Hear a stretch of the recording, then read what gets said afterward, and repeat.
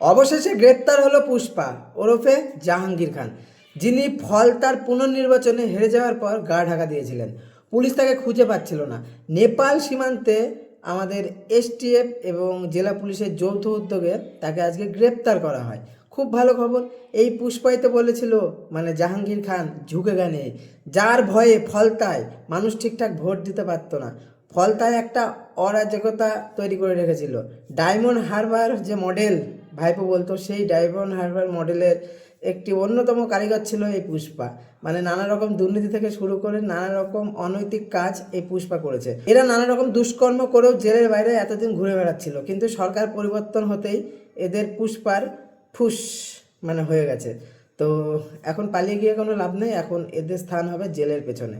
তো এইরকম যারা অপরাধ করেছে, দুষ্কৃতী রয়েছে, তাদের স্থান নতুন সরকার যেন জেলেই করে।